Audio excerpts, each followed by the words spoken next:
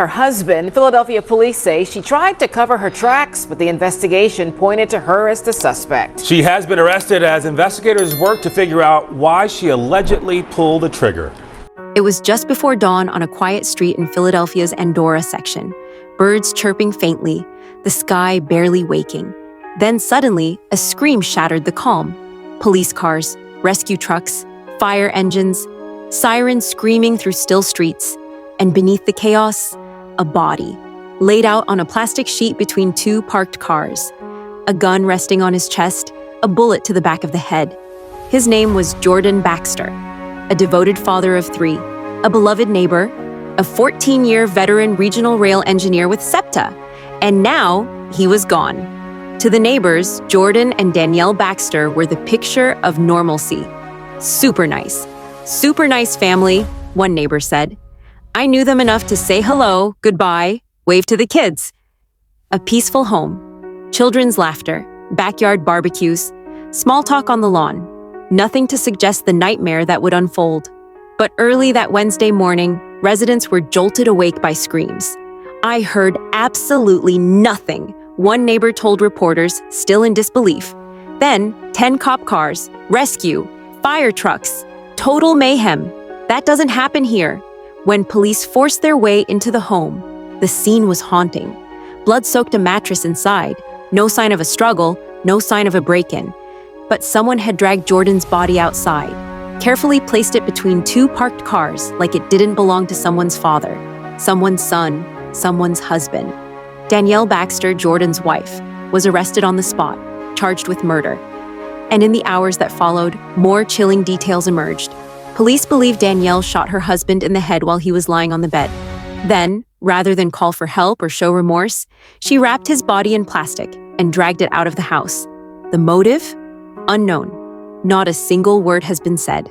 And perhaps most disturbingly, there had been no warning signs, at least not the kind anyone recognized. The couple shared 3 children. Neighbors said they were always smiling, always waving. No one ever saw them fight.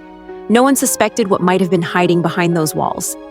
Now, Jordan's family is planning a funeral, a sudden, devastating goodbye to a man who dedicated nearly 15 years of his life to transporting others safely on SEPTA trains. You can imagine his family has spent the past week and a half trying to process what allegedly happened. Now, as police investigate the details of this case, you can see tonight is all about the victim. Dozens of people are out here tonight to pay tribute to Jordan Baxter. Now, he is being remembered as a father and as a friend. He did work as a regional rail engineer for SEPTA for 14 years. News of his death has been a shock to so many people here. Police responded to the 800 block of Bells Mill Road around 7 in the morning on March 19th. Baxter's body was found on a plastic sheet parked between 2 cars near his home. Investigators later identified his wife as a suspect. What is not clear right now is a possible motive. Now, according to online records, his wife, again, she's been identified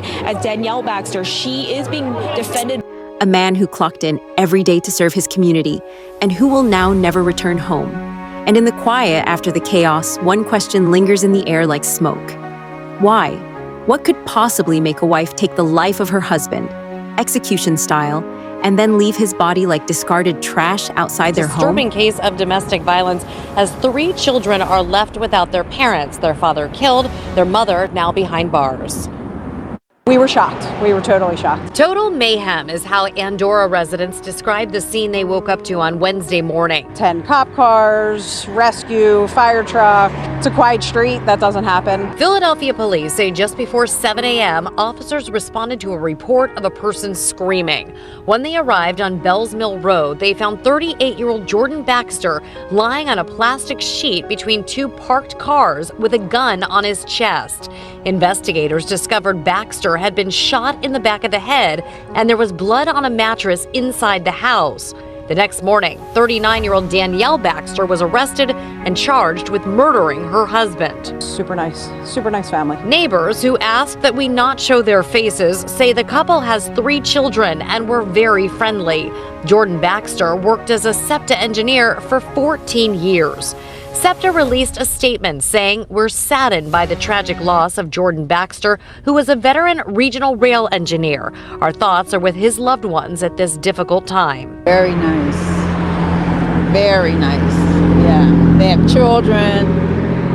Very nice. A neighbor who shares a driveway with the Baxters says she was shocked that she never heard a gunshot. I guess the way the houses are made, you hear children running up and down the steps or music, no voices, ever. Jordan Baxter's parents shared these photos with Action News and started a GoFundMe to help pay for his funeral. I'm just sad.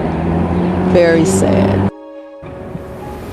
And when I spoke with Jordan Baxter's parents, they tell me that they were too distraught to go on camera, but they're hoping that people will donate to that GoFundMe so that they can have the funeral that he deserves. We're live tonight at police headquarters. I'm Jessica Cartalia for Action News at 10.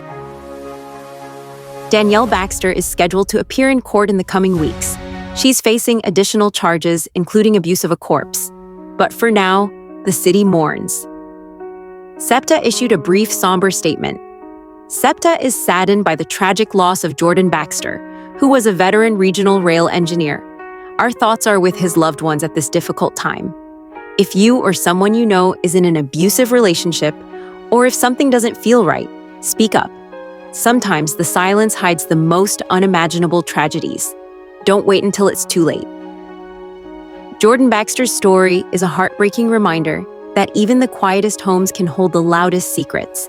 Let's make sure his story is not forgotten. Share this video, speak his name, and help us make sure that what happened to Jordan never happens again.